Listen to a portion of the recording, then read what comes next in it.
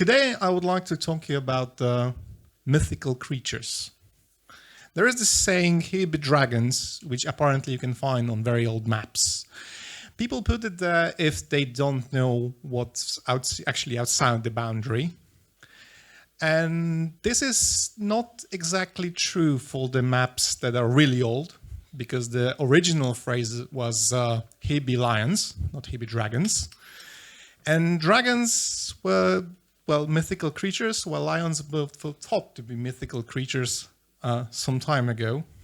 The only thing that actually has the here be dragons annotation, and is really old, is this particular globe. It's called the Hunt Lennox globe.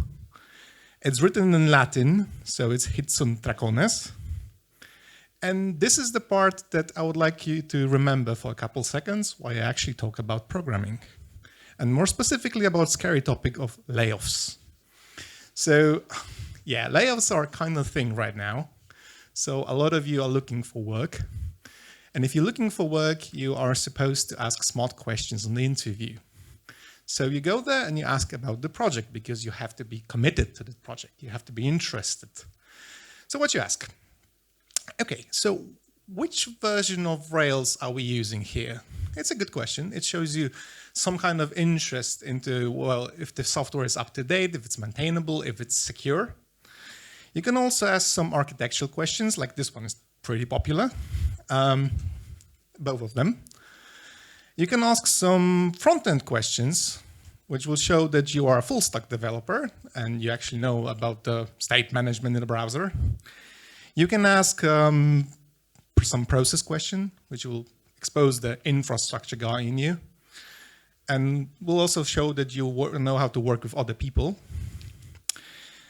You can show some test question, which are always good, because there will be some questions about tests and what do we test, how do we test, what are some more exotic things like mutation testing. But when you start talking about databases, usually the other side goes blank, like they don't really know about this stuff. Yeah, we use Postgres. Which version? I would need to check.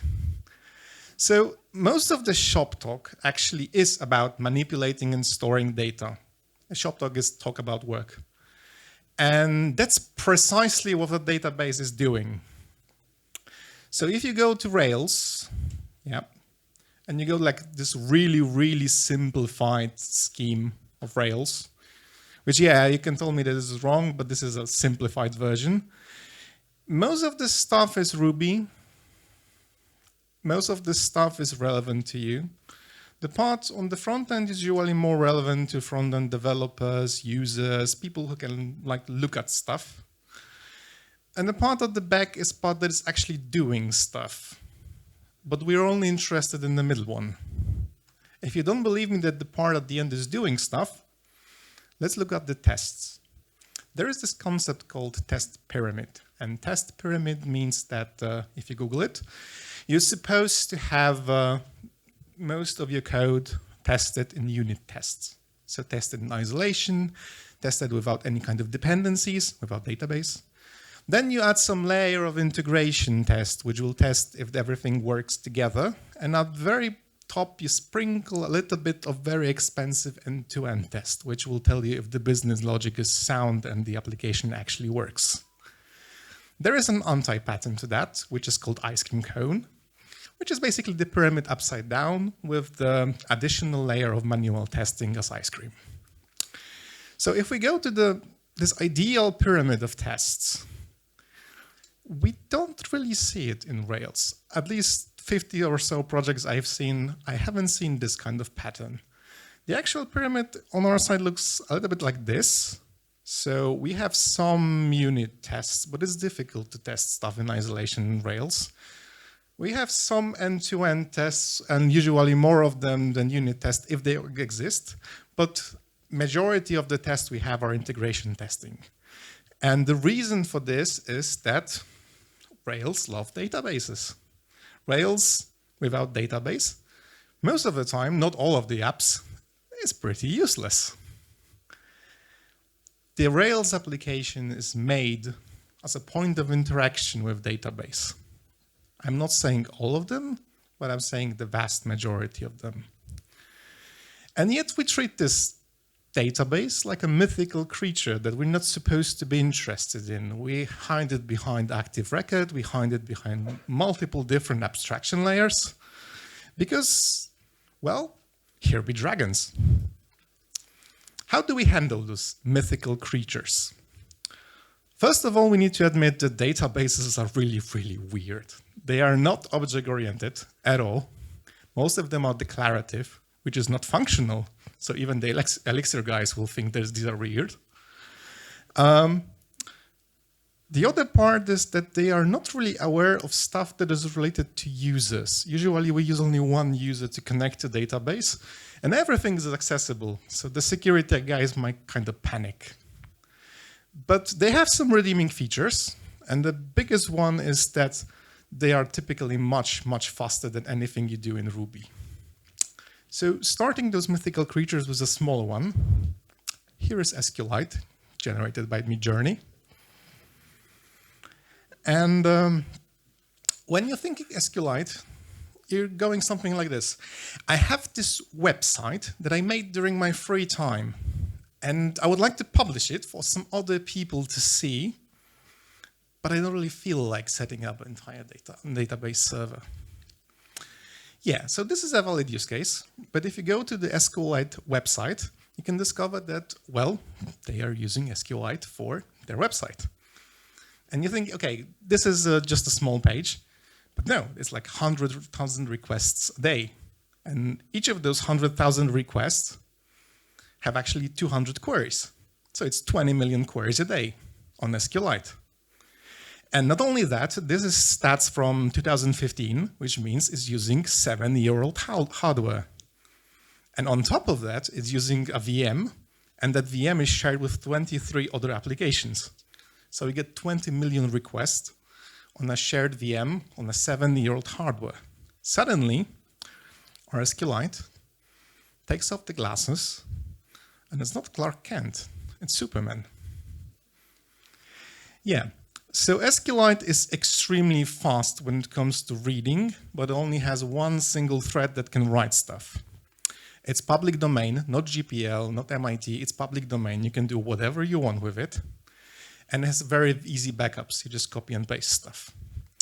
But these are like marketing points. The stuff that you really care about is that, yeah, I can use a lot of traffic with a very, very cheap or free hosting. I can embed it in a gem or a product, and nobody will sue me for that. I don't have to open source my code. And mobile developers use this feature a lot. And if you can do easy backups, you can also copy the database multiple times really quickly, which means you can run like 20 threads to run parallel testing. There are some downsides to that. Like, for example, if you try to use SQLite with an application that runs on a threaded server, like something that can be configured to share the threads on a single process. SQLite is a library, so it will lock the entire interpreter, ruining your performance. So use a process server instead. If you do a lot of writes, this will actually result in databases locked error. So be sure to include some retry logic in your writes, especially for the very heavy endpoints. And there is no built-in support for search, which unfortunately means that we have to do some workarounds, and they are pretty terrible because Rails doesn't support some of the features required for that to work. So yeah, this is kind of a limit with SQLite. So we can consider something else, an elephant in the room, which is Postgres, also by Midjourney. Postgres is the thing that everyone uses. Like, raise a hand if you use Postgres. Everyone, pretty much everyone. Yeah, but the thing about Postgres is that it's a safe choice for everything because you can do anything you want. It can replace your entire stack. And yes, entire stack, including Rails, if you really want to. There was this post by Stefan Schmidt. He has this site, Awesome CTO, and he had this article that exploded on Y Combinator's Hacker News, that Postgres can pretty much replace every single part of your stack. It can be a document database, it can be a cache, it can be a GraphQL server, it can do a queue, it can replace Kafka, it can replace basically anything. And you're not supposed to do this all the time, but if you are a smaller company and you're looking for something that doesn't require extra maintenance, then Postgres might be the solution. Let's take a look at one of those features. So the first one on the list was unlocked table. Unlocked table is basically a table that doesn't have the write-ahead log. Write-ahead log is the thing that the database does in the background to preserve all your data and make sure that you don't lose anything. If you skip this write-ahead log, it means that most of your tables are in memory and they don't persist that well. If you crash the database, they will be clean, which means this is basically a cache. You can use it in Rails. You can even have a nice helper method in migration in Rails. I don't know if you can actually see this because this projector is terrible. But on Rails 6, you can use create unlocked table to create tables which are unlocked in Postgres.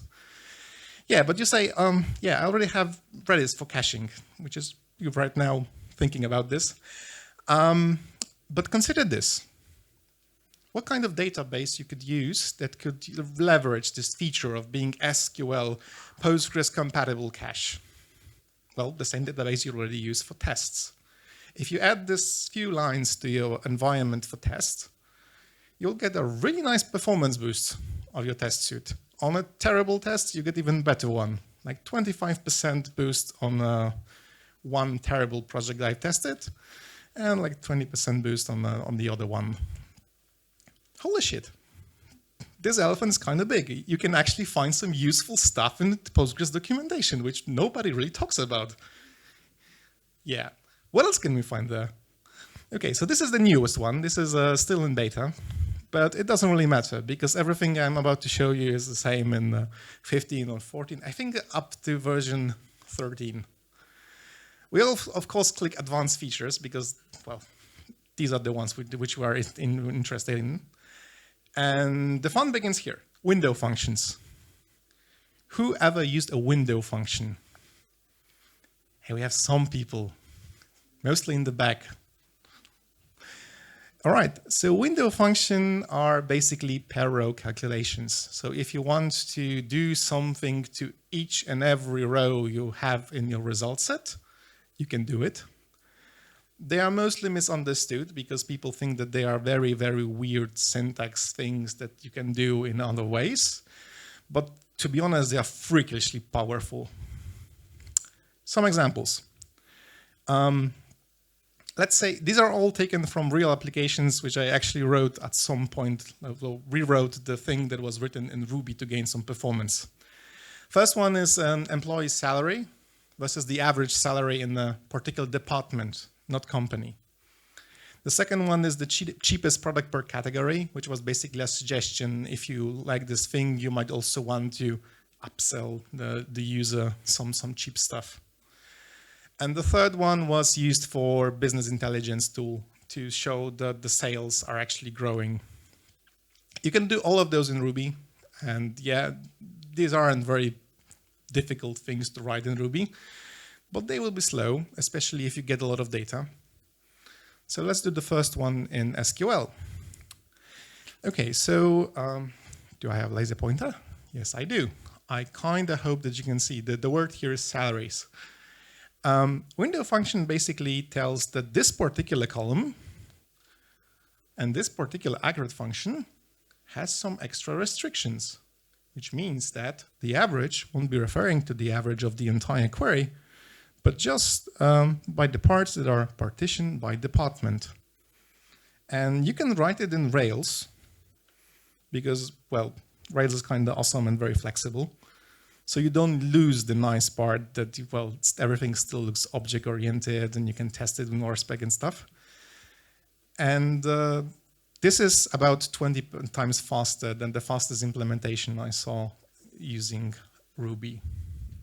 The second one is even more fun because we can leverage some functional programming. Here is an example of pattern matching in SQL. this is pretty much invisible because it's a comment.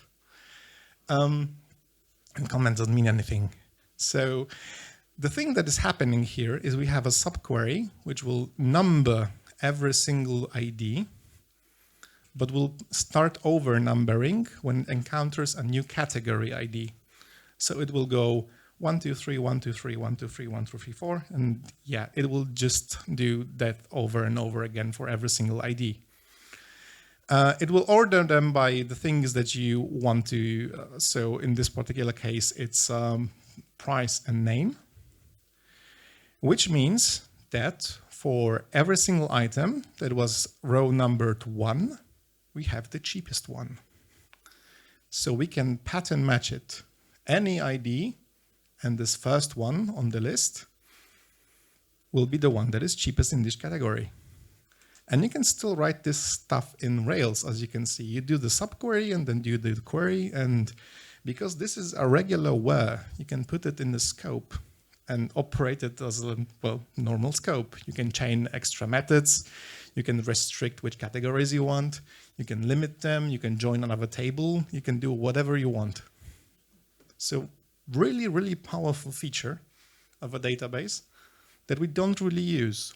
Most people will rewrite this as a series of queries and will put them into some hash, which you can't really operate anymore on because they are already in Ruby. They are not in SQL. All right, so the last one is cumulative sum, which is I think the highest Googled SQL query in Stack Overflow. And this one is really easy. I didn't understand why it's so difficult. I've split it into two just to give you some idea how you can compose stuff in SQL. And once again, you can't really see anything other than the emoji. Yeah, so this says extracted for readability. Basically, we create a fake table with the sales already grouped by month. And because we have a weird shop where everything, well, costs just $1, we can just count the rows instead of summing the price.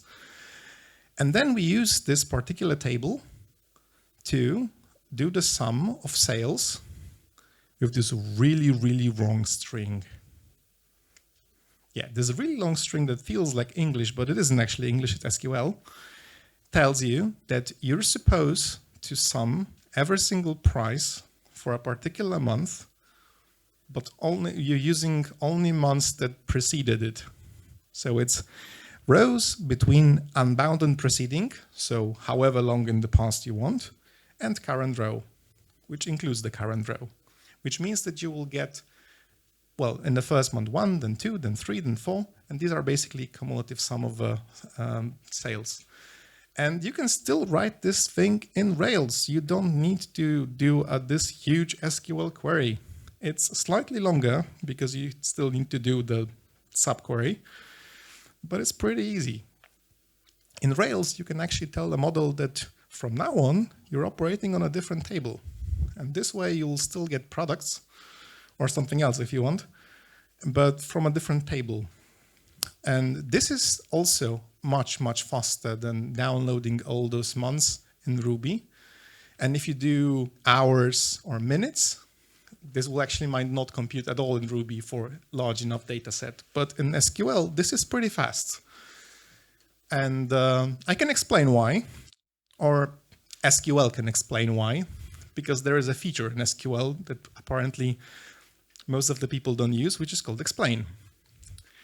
Explain, most people are aware that explain exists, but they can't really read it because the syntax is terrible.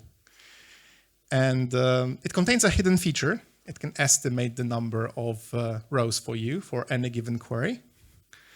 And there is even a helper in Rails, but it's pretty much useless. So instead, I recommend you guys just do exec query with explain and additional flags if you want on your scope.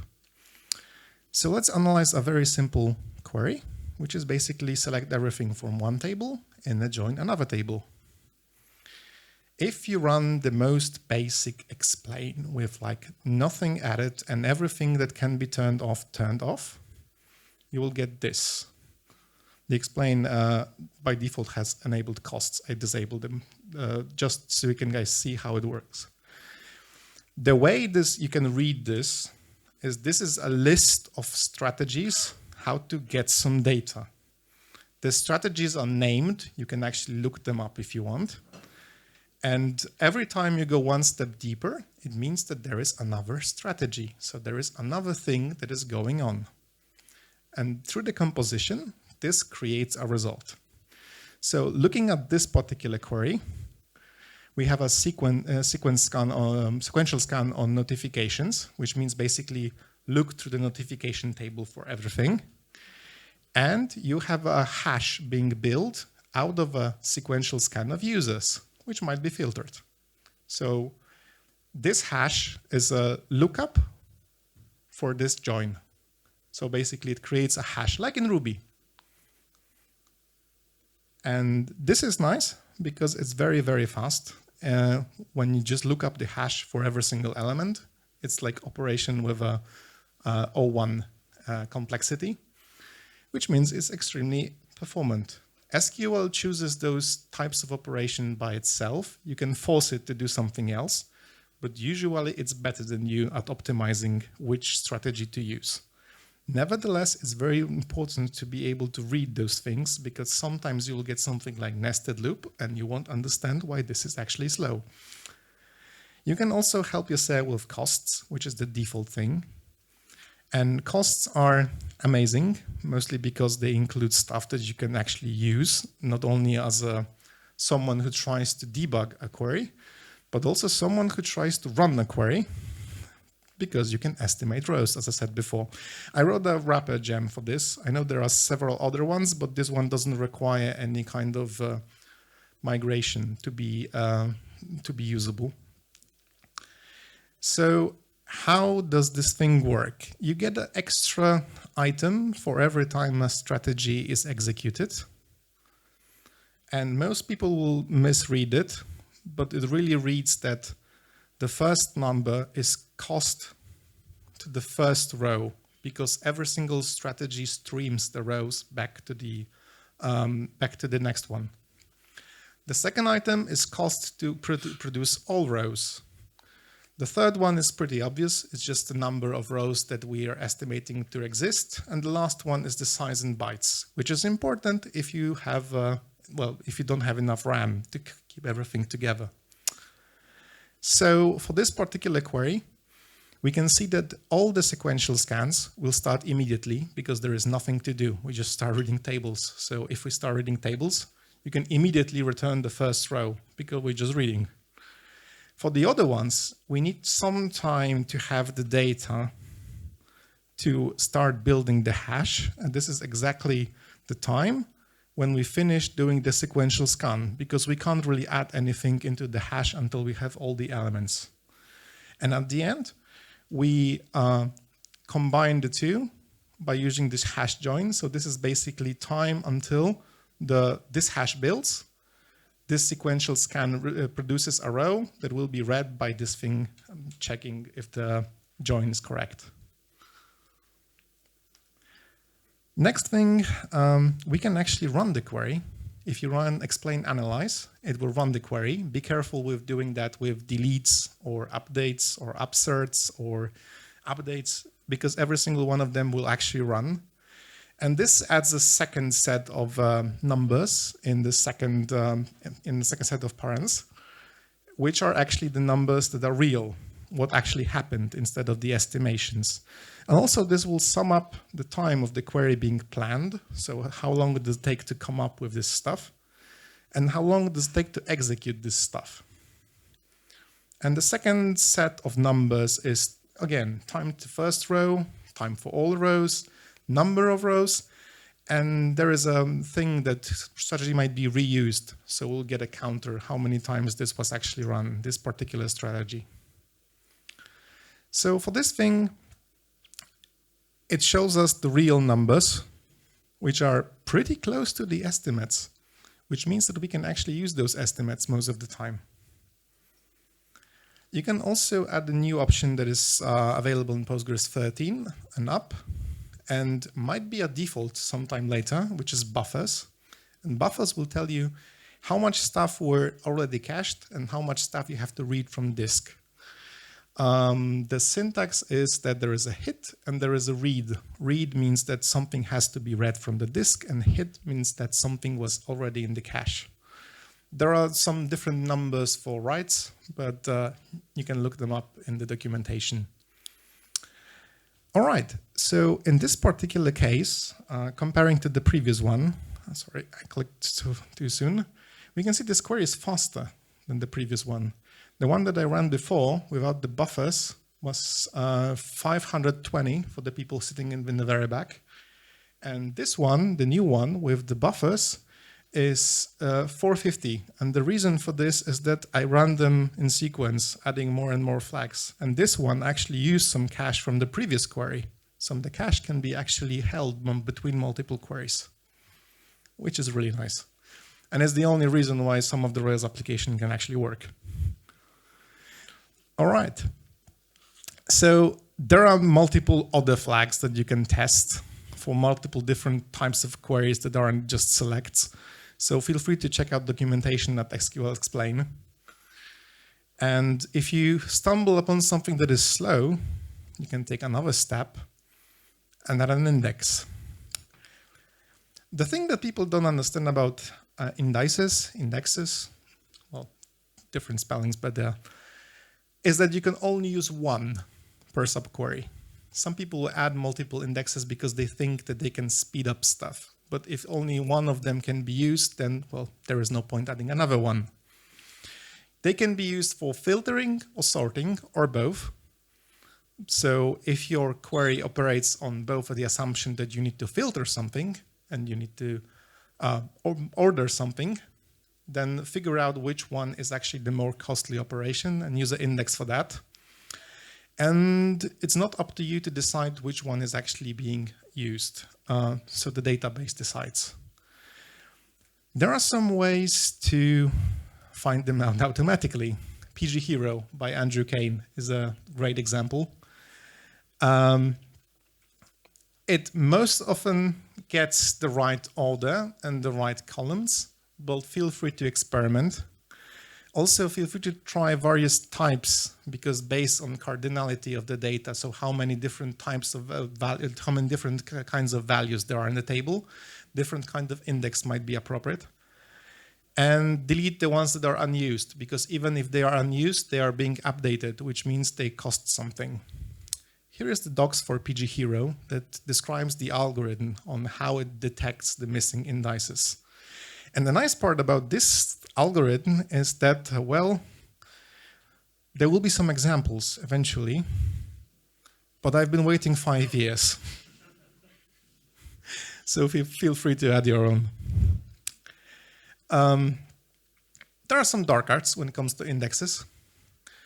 The first one is that if you have a set of geographical coordinates, try all the options and test them on production. Most often users are spread by continent in a system that is global. So you can actually leverage the fact that one of those columns will rule out a lot of rows. So for filtering, you can use only, for example, lat, and that's it. Try all the options, see which one makes the most sense.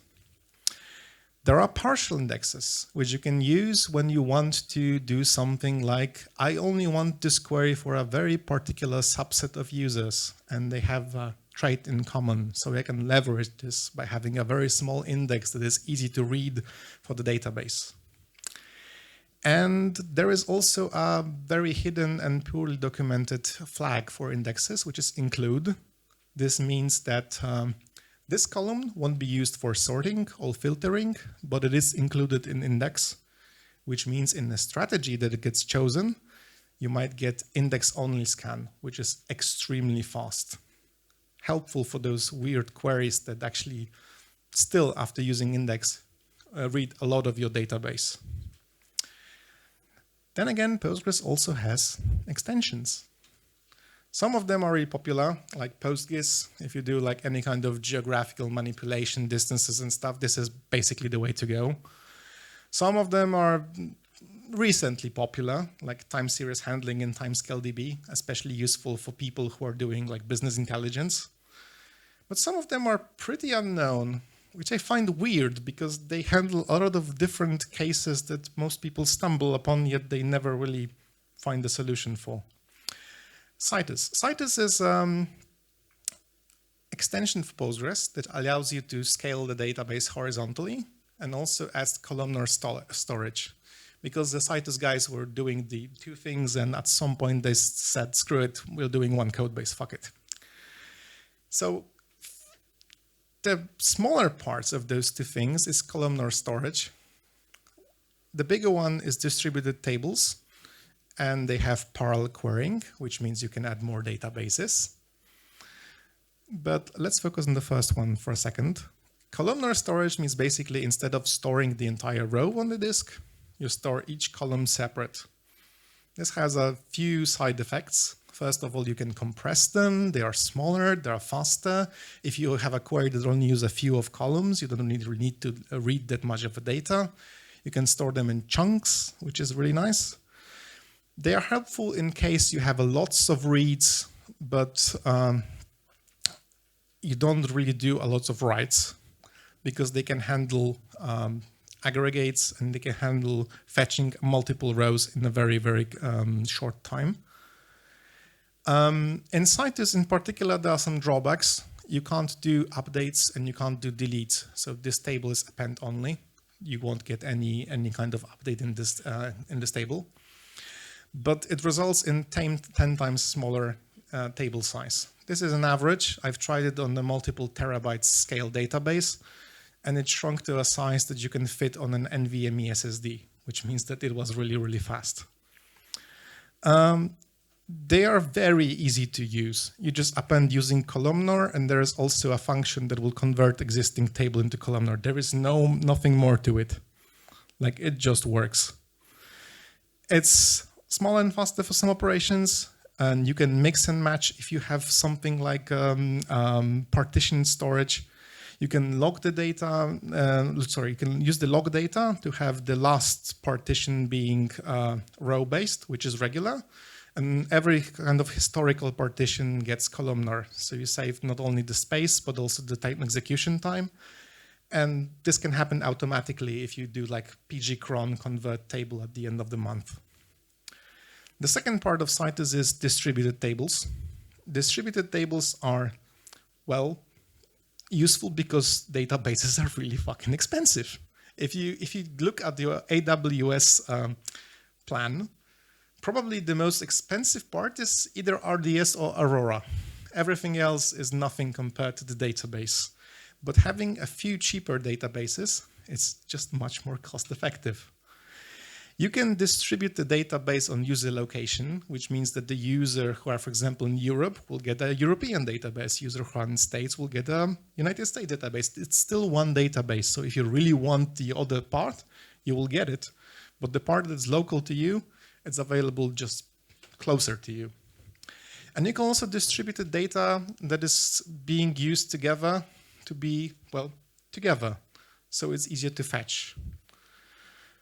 You do this way. You pick a distribution column, which means basically, for example, if you have a system with multi-tenancy, you pick a company ID. You can also pick a country. If your system has several countries, but they all have different logic. And use it in every single table, because this way you will distribute this data to this particular database. And if you have something that is shared between multiple databases, between multiple countries, between multiple tenants, you mark this table as a reference table. And then, well, you do the magic. Create distributed table. What's the table name? What's the column name? And that's it. And if you do this correct, you can also do it with collocations, which are basically telling the data that, okay, this might not be the same ID, but you still collocate it with this particular item. And that's pretty much spreads the Postgres horizontally over multiple databases. And it's much, much cheaper than just adding bigger and bigger AWS, RDS or Aurora storage. Because this talk is already slightly long, I would have to postpone some of the other databases into future curriculum for handling mythical creatures, but I will want to briefly talk about them.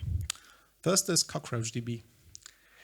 CockroachDB use case is, I love the sharding in Postgres, but I don't really want to do all this work myself. And I'm also worried that one of my data centers might not survive a missile strike, because Cockroach is basically Postgres that is distributed automatically and has a duplication of the data, which helps with failover.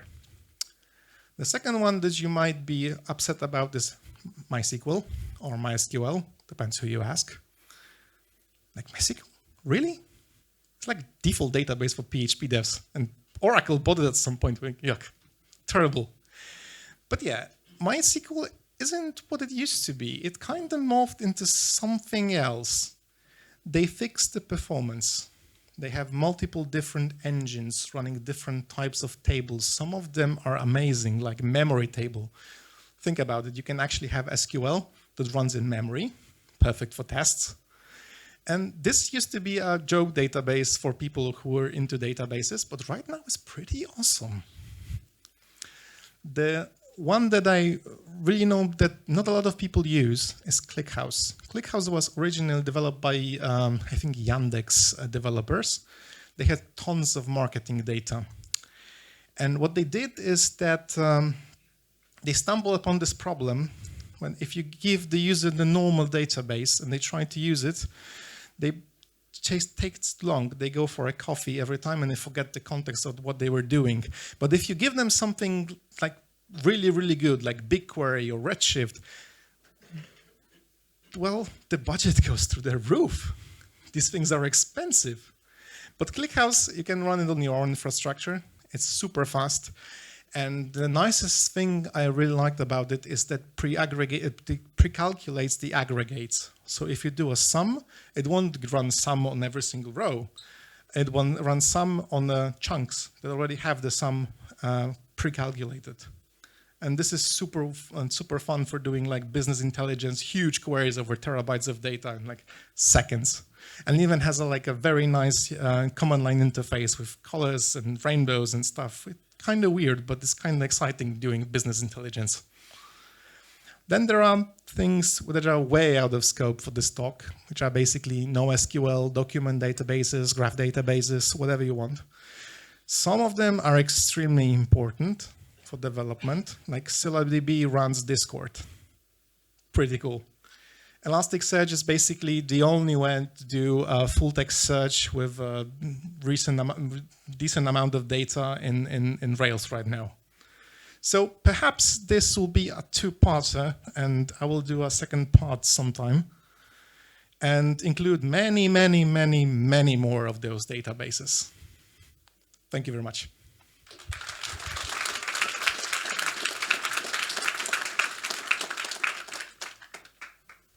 Any questions?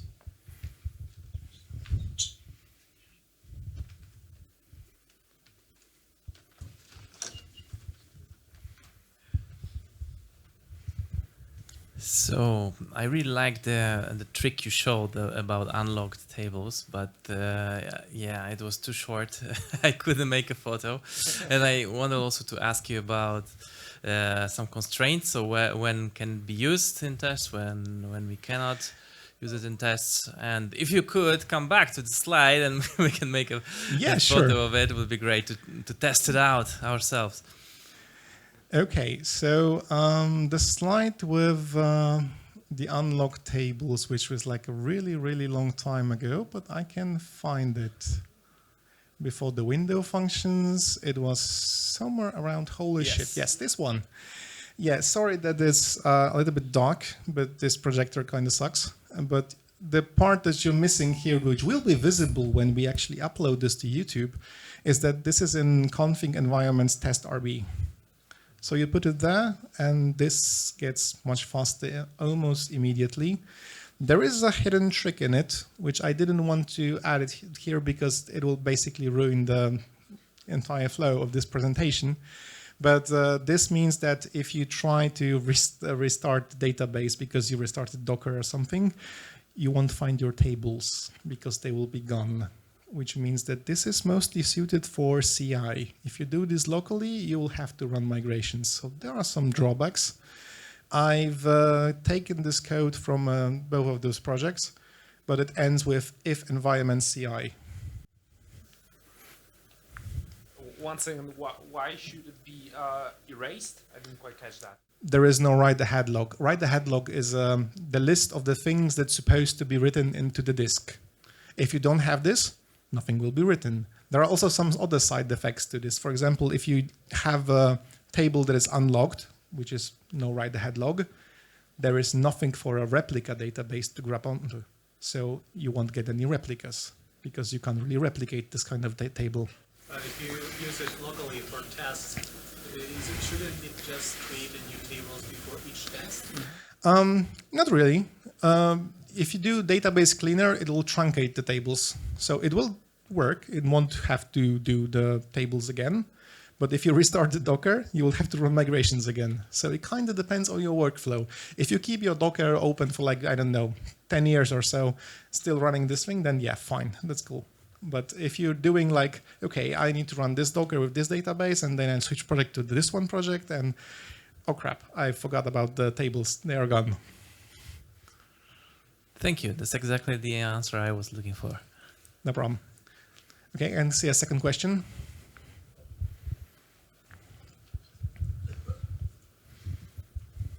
Thank you for your talk. Thanks.